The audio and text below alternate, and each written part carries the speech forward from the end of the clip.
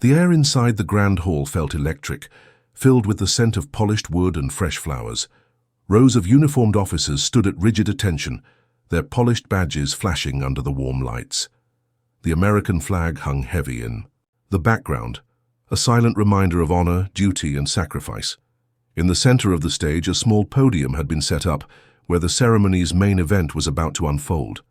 Everyone's eyes, however, were fixed not on the generals or the politicians, but on the dog sitting quietly near the front row, a large German shepherd, his black and tan coat glistening under the lights. His name was Duke, a retired K9 officer with a record that few could match. 12 high-risk missions, 8 life-saving rescues, and a loyalty that no medal could ever capture. Beside him sat his handler, Officer Mark Harris, a man whose lined face and steady gaze told more stories than he ever would. They had been partners for nearly 8 years, inseparable through storms of bullets and the quiet loneliness that came after. Now, Duke was being honored with the highest medal a K9 could receive, a ceremony meant to celebrate his courage. "Hand quietly say goodbye." Mark adjusted Duke's collar gently, whispering something only the dog could hear. Duke's ears twitched, but he stayed still, his eyes locked forward, as if he understood the weight of the moment. From the back of the hall, the announcer's voice rose, clear and formal. "Today, we gather to honor a hero who wore no uniform, but carried the spirit of duty heavier than any badge. Duke, K9 officer of the 14th Division, saved countless lives, stood fearlessly against danger, and remained loyal till the end." The audience erupted in a respectful applause. A few people dabbed at their eyes. Somewhere in the crowd, an old veteran shifted in his wheelchair, saluting with a trembling hand. Mark stood when his name was called, Duke rising smoothly by his side. Together, they made their way toward the stage. Every step sounded loud in the silent room, heavy with unspoken emotions. Mark's limp was slight but noticeable, a reminder of the last mission they'd survived together. As they reached the podium, the medal, a small shining badge engraved with Duke's name, was held up by the chief of police. Mark bent slightly so Duke could receive it. The chief leaned forward, smiling warmly, just as his fingers brushed the ribbon against Duke's neck. And in that exact instant, something shifted. Duke's body tensed. Mark felt it, before he saw it, the sudden tightness in the leash, the alert snap of Duke's head. The dog's muscles coiled like a spring wound too tight. Mark barely had time to open his mouth when Duke ripped free from his grasp with a force no one expected. Gasps filled the room. In one shocking, fluid motion, Duke leapt off the stage, landing heavily among the startled crowd. Chairs crashed backward, and several officers instinctively reached for their holsters, their instincts taking over. "Stay back!" Mark shouted, raising a hand. But Duke wasn't attacking. He wasn't running wild. His movements were purposeful, almost desperate. As he weaved through the stunned gathering, ignoring shouts and the clatter of moving chairs, eyes wide, Mark jumped from the stage, following as fast as his injured leg allowed. Heart pounding in his chest like a war drum, he watched Duke heading for the far end of the hall, toward something or someone. Nobody understood what was happening. An old woman dropped her program booklet, staring in confusion. A young cadet hesitated, half-stepping forward before freezing again. The chief barked into his radio for security to stand down. Mark's breath caught in his throat. He knew Duke better than anyone. This wasn't random. Duke had smelled something, sensed something. His instincts, the same instincts that had saved lives in the past, had been triggered. The hall's double doors at the far end had been propped open for air. Beyond them, the world stretched into the sunlit courtyard where families waited for the ceremony to end. Duke skidded into the doorway and stopped cold. Mark stumbled to a halt a few feet behind, fear crawling up his spine. Duke was standing still, his body rigid, his ears pointed forward, his tail stiff. He was staring at something just outside the doorway, something invisible to everyone else. For one awful second, no one moved. Time seemed to slow, each heartbeat, a thunderous crash in Mark's ears. Then Duke did something that broke whatever strength was holding the room together. He howled. It wasn't a bark or a growl. It was a deep, aching howl, full of sorrow and longing and a pain too deep for words. It was the kind of sound that ripped straight through the heart. The crowd fell silent. Mothers clutched their children closer. Officers dropped their heads. The chief lowered his radio slowly, as if even the air had turned heavy. Mark staggered forward, his knees trembling. "Duke," he croaked, reaching out. "What is it, boy? What's wrong?" But Duke didn't move. His whole body shook with the force of his emotions, his eyes never leaving the empty courtyard. And then, without warning, Duke slumped to the ground. It was so sudden, so shocking, that a cry escaped from somewhere in the room. Mark rushed forward, dropping to his knees beside his partner. Duke was breathing, shallow, rapid breaths, but his body looked weak, fragile, as if the spirit that had carried him through so much was finally beginning to fail. Mark gathered Duke's massive head into his lap, stroking the fur behind his ears. Tears blurred his vision. "It's okay, buddy," he whispered, his voice cracking. "I'm here, I've got you." Somewhere behind him, someone quietly called for a medic, but Mark barely heard. His world had narrowed to the feel of Duke's fur under his hands, the weak thump of his tail against the floor, the whispered memories that filled the empty spaces between them. And just as Mark thought his heart couldn't break any further, Duke did something he hadn't done since their very first day together. Weakly, slowly, Duke lifted his paw and placed it over Mark's heart. The entire room watched, breathless, as Mark lowered his head, pressing his forehead against Duke's. It was a farewell. It was love. It was loyalty stronger than any oath. And as the sunlight streamed through the open doorway, casting long shadows across the hall, no one dared move. No one dared speak. Because, in that moment, every soul present knew this wasn't just a ceremony. It was a goodbye the world would never forget. Mark didn't notice the whispers starting around him, or the way some of the toughest officers in the room were brushing away tears. He didn't notice the chief slowly stepping back to give him space, or the young cadet standing frozen, his hands trembling. All Mark could feel was the steady, heartbreaking weight of Duke's paw over his heart and the weakening breaths against his chest. He had faced death before, on the battlefield, in alleys, behind crumbling walls, but nothing prepared him for this. A soft hand touched his shoulder. It was a paramedic, her face gentle but urgent. "We need to move him," she said quietly. Mark shook his head, barely managing to whisper, "No, not yet." Duke's breathing slowed further, a soft whine escaping his throat like a whispered apology. Mark tightened his arms around him. "You don't have to fight anymore, boy. You're safe. I'm right here." The paramedic hesitated, then stepped back, giving him a few more precious moments. The audience stayed frozen, the world holding its breath. Even the chief, normally a man of strict protocols and sharp commands, said nothing. Deep down, everyone understood. This was no ordinary goodbye. Minutes seemed to stretch into hours, and then something changed. Duke's nose twitched slightly, as if catching a scent. His ears perked barely, and his tail gave a weak, hopeful thump. Mark felt it too, a ripple in the air, a shift he couldn't explain.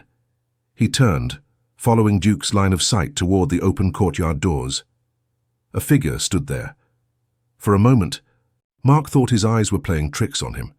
The sunlight behind the figure made it hard to see clearly. A tall man in uniform, with broad shoulders and a familiar stance. But that wasn't possible. That man was dead. Mark's chest tightened. As realization slammed into him, it wasn't the man himself. It was his son, Jason Harris, Mark's only child, whom he hadn't seen in nearly 2 years after Jason enlisted overseas. They had spoken over crackling calls and broken letters, both too stubborn to say what they really felt. Mark had never told Duke about Jason's latest mission. He hadn't dared to hope he'd come back. Now, here he was, alive, whole, stepping through the sunlight like a ghost returning home. "Dad?" Jason's voice cracked. Mark couldn't move, couldn't speak. He could only nod, a sob building deep inside his chest. Jason's eyes fell on Duke, weak, trembling, but still alert. Slowly, he knelt down beside them, reaching out a shaking hand to touch Duke's side. "Hey, buddy," Jason whispered, his voice thick with emotion. "You remember me?" Duke's body shuddered. His tail gave another tiny wag. His eyes, clouded with exhaustion, sparked faintly with life. "He waited for you," Mark choked out, finally finding his voice. All this time he waited. Jason swallowed hard, tears slipping down his cheeks. He bent forward, pressing his forehead against Duke's, just like Mark had. "I'm sorry it took me so long," Jason whispered. "I'm here now, buddy. I'm here." Duke let out a long, slow breath. Not of pain, but of peace. Mark felt it the moment it happened, the moment Duke's heart slowed, then stopped. A long, low silence filled the hall, deeper than anything words could describe. For a moment, the world seemed to shatter into 1,000 pieces around Mark. The only thing grounding him was Jason's hand on his shoulder, solid and real. Mark lowered his head, his hand still resting gently on Duke's unmoving side. It was over. But somehow it wasn't the end. Because even as grief wrapped itself around him like a heavy cloak, there was something else stirring inside him. Something bright, something alive. The loyalty Duke had shown didn't die with him. It lived on. In Mark. In Jason. In every heart that had been touched by a dog who loved with everything he had. Slowly, Mark lifted his head. He saw the crowd still watching, some openly sobbing, others standing at solemn attention. He saw the chief remove his hat in silent respect. He saw a little girl in the second row clutching her own small service dog tightly, tears streaming down her face.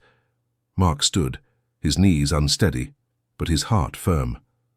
He bent down, sliding his arms carefully under Duke's heavy body, lifting him the way a soldier carries a fallen comrade.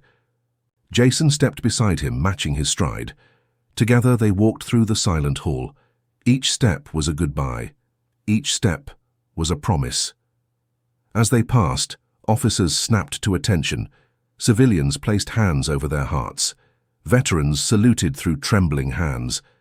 Outside in the courtyard, the sun shone warm and golden. Mark didn't look back, because some goodbyes didn't need words. And Duke, brave Duke, deserved nothing less than a hero's farewell. The funeral procession that followed was unlike anything the town had ever seen. News of Duke's passing had spread like wildfire. By the time Mark and Jason reached the main street, hundreds of people were waiting, not by order, not by invitation, but because somehow, deep inside, they knew they had to be there. Veterans in crisp uniforms lined the sidewalks. Children sat on their parents' shoulders, holding handmade signs that read, "Thank you, Duke." A sea of police officers, firefighters, nurses and strangers stood silently, hats over their hearts. Mark walked at the front, his arms still cradling Duke's body. Jason walked beside him, his hand occasionally brushing against Duke's paw, as if to reassure him that they were all still here.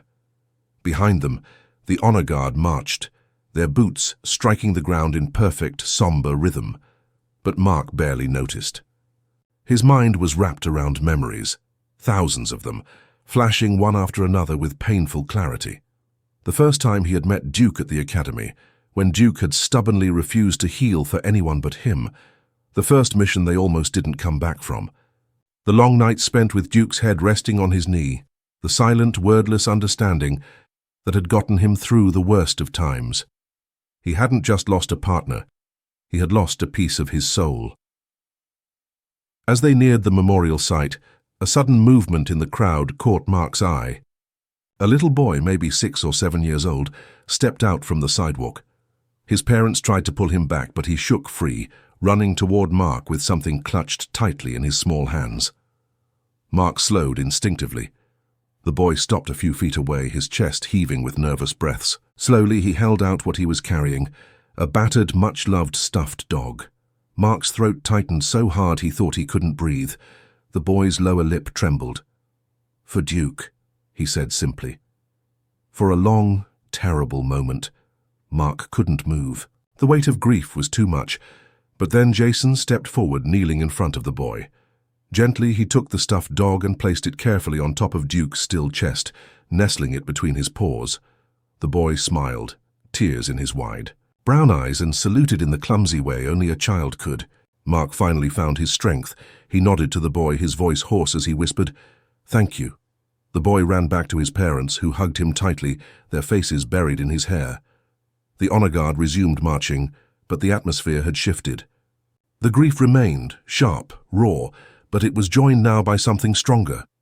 Hope, the kind of hope only a hero could leave behind. They reached the memorial site, a marble monument surrounded by blooming white flowers. In the center stood a new addition, a pedestal built specially for canine heroes who had given everything. Mark stepped forward, heart hammering in his chest, and carefully laid Duke's body down.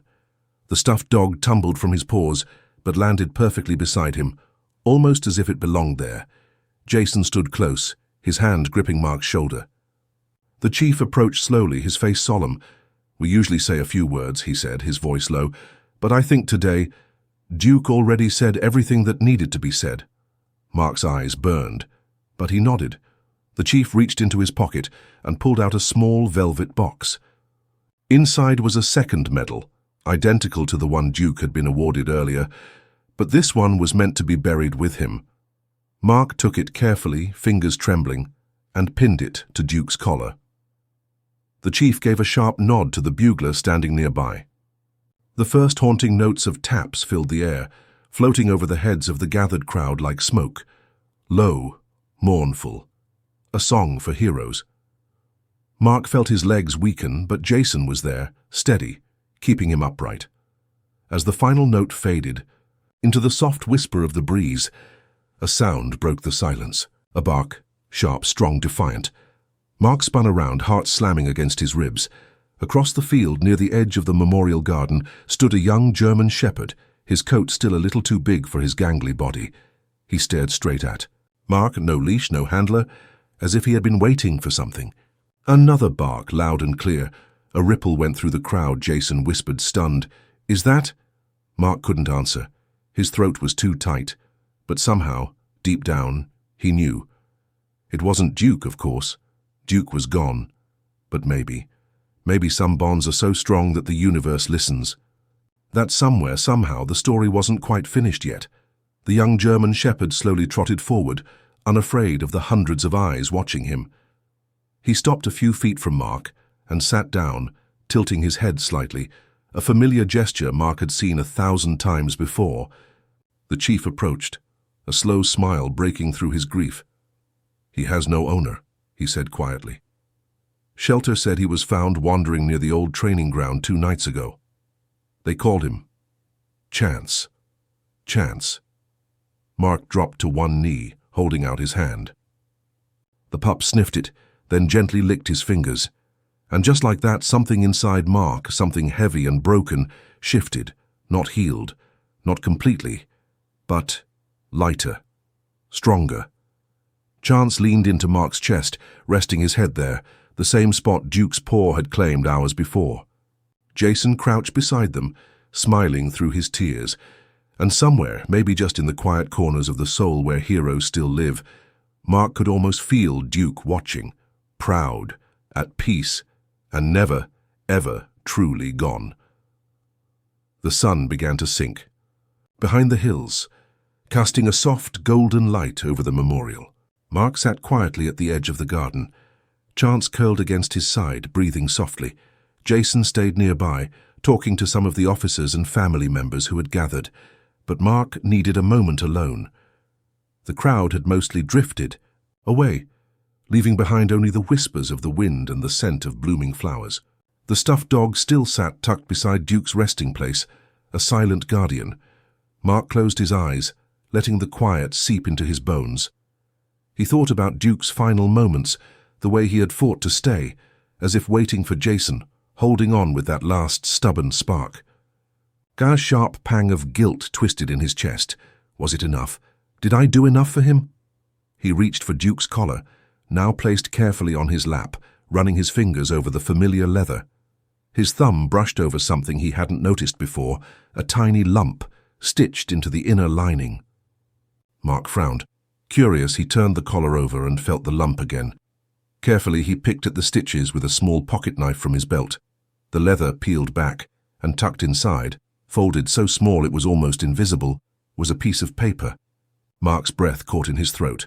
Hands trembling, he unfolded it carefully. The edges were worn, the ink slightly smudged, but he could still read the words. It wasn't long, just a few lines, written in Jason's handwriting. "Dad, if you're reading this, it means Duke made it back when I couldn't. Take care of him the way you always took care of me. He's more than a partner, he's family. And if somehow I come back too, tell him I kept my promise." Mark stared at the note, the world around him blurring. He had found this collar on Duke after Jason's deployment. He had worn it proudly during all their years together, without ever knowing the secret hidden inside, a secret hope, a silent promise between two soldiers, one human, one canine. Mark pressed the note against his heart, feeling the weight of it settle into the empty spaces Duke had left behind. Jason walked over, sensing the change in the air. "What is it?" he asked quietly. Mark handed him the paper without speaking. Jason's face crumpled as he read it, his voice breaking. "I wrote this, the night before I shipped out. I thought if I didn't make it back, at least Duke would still have you." Mark nodded, his throat too tight for words. Chance, sensing the heavy emotion, lifted his head and nudged Mark's hand with his nose. Mark smiled through the tears, blurring his vision. He scratched behind Chance's ear, the simple, instinctive gesture bringing a small measure of peace. "He's not replacing Duke," Mark said softly. "Nothing ever could." Jason crouched beside him, placing a hand on Chance's back. "No," he agreed, "but maybe he's here to carry on what Duke started."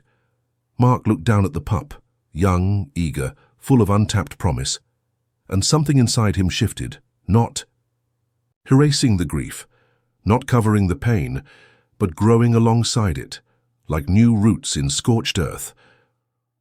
Mark stood slowly, tucking the note back into the collar. He fastened it gently around Chance's neck, the big buckle slightly loose on the smaller.